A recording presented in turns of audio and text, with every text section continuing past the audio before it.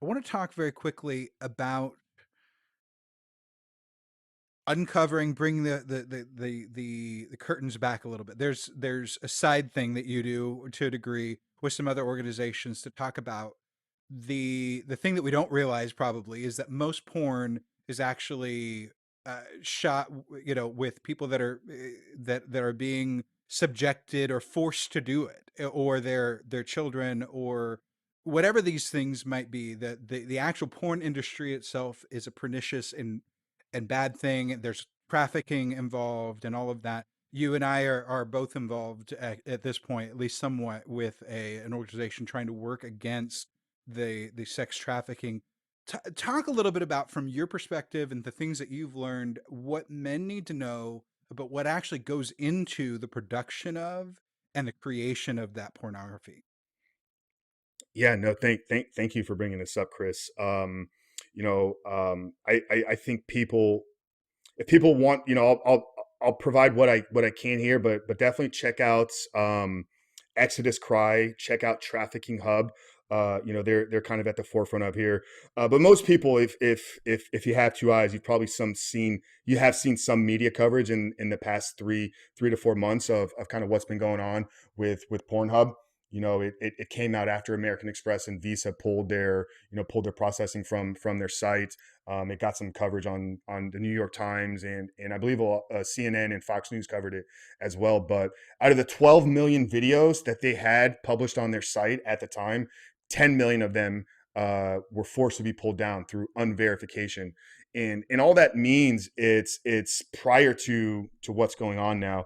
Anybody from anywhere in the world, if you had an internet connection, could upload a video to Pornhub. There was no verification of age. There was no verification of consent in the videos.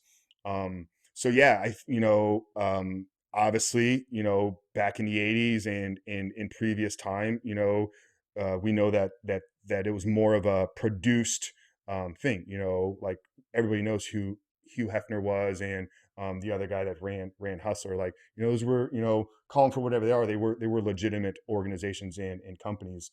These days, because of the money that is in the industry, because of the rise in human trafficking. I think Tim Ballard of Operation Underground Railroad has said that it's the fastest growing criminal enterprise in the world. With all, $150 billion a year is generated off of human trafficking, and a large portion of that is used in for sex exploitation. So yeah, there's obviously some that's just people are being trafficked and sold through illegal prostitution, but a lot of it is this revenge porn.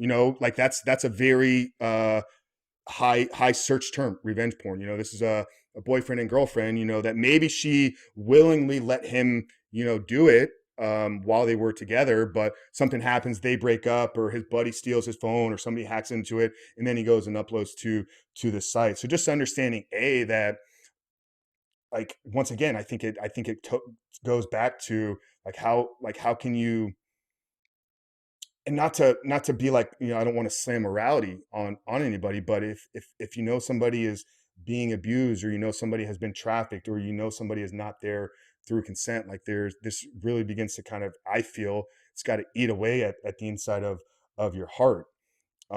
So yeah, there's a lot that's coming out, and just like the organization stop the movement that you were mentioning.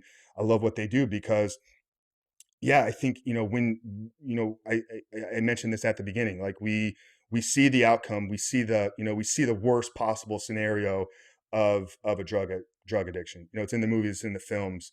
Nobody talks about, what is the worst possible outcome of a porn addiction, and it's that escalation effect that we talked about. You start down here with vanilla, and then over time it's got to get more severe, and then that stops working. So where do you go? Well, then you end up in a massage parlor. You maybe end up purchasing an escort. When that doesn't even work because you can't get them to do what you need, then the only other outcome is to actually purchase a trafficked victim, because when you purchase a trafficked victim, you can do whatever you want.